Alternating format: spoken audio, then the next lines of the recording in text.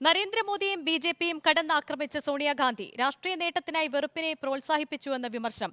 നല്ലൊരു ഭാവിക്കായി കോൺഗ്രസിന് വോട്ട് ചെയ്യണമെന്നും സോണിയാഗാന്ധി. ലോക്സഭാ തെരഞ്ഞെടുപ്പിൽ 328 സീറ്റുകളിലാണ് കോൺഗ്രസ് മത്സരിക്കുന്നത്. മൂന്നാം ഘട്ട തെരഞ്ഞെടുപ്പിൽ ജനം വിധിയെഴുതുമ്പോഴാണ് പ്രധാനമന്ത്രി നരേന്ദ്രമോദിയെയും ബി.ജെ.പിയും കടന്നാക്രമിച്ച് സോണിയാഗാന്ധി രംഗത്ത് വന്നത്. രാജ്യത്തെ യുവാക്കൾ തൊഴിലില്ലായ്മ നേരിടുന്നു, സ്ത്രീകൾ അക്രമത്തിന് ഇരയാകുന്നു, ദളിതരും ആദിവാസികളും പിന്നാക്ക വിഭാഗങ്ങളും ന്യൂനപക്ഷങ്ങളും വിവേചനം നേരിടുന്നു. എന്ത് വില കൊടുത്തും അധികാരം നേടുന്നതിൽ മാത്രമാണ് മോദിയുടെയും ബി.ജെ.പിയുടെയും ശ്രദ്ധ എന്ന് സോണിയാഗാന്ധി കുറ്റപ്പെടുത്തി. आज देश के हर कोने में युवा बेरोजगारी, महिलाएं अत्याचार, दलित, आदिवासी, पिछड़े और माइनॉरिटीज भयंकर भेदभाव झेल रहे हैं.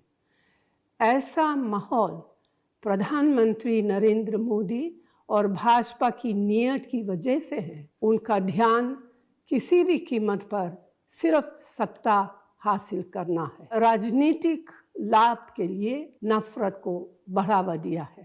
ആരോഗ്യ പ്രശ്നങ്ങൾ മൂലം തിരഞ്ഞെടുപ്പ് പ്രചാരണത്തിൽ സോണിയാഗാന്ധി സജീവമായിരുന്നില്ല.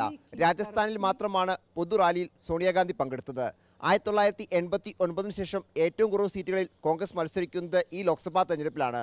2019 421 സീറ്റിലും 2014 464 സീറ്റിലും മത്സരിച്ച പാർട്ടി ഇത്തവണ 328 സീറ്റിലാണ് പോരാട്ടം കാഴ്ചവെക്കുന്നത്. റിപ്പോർട്ടർ, ദില്ലി.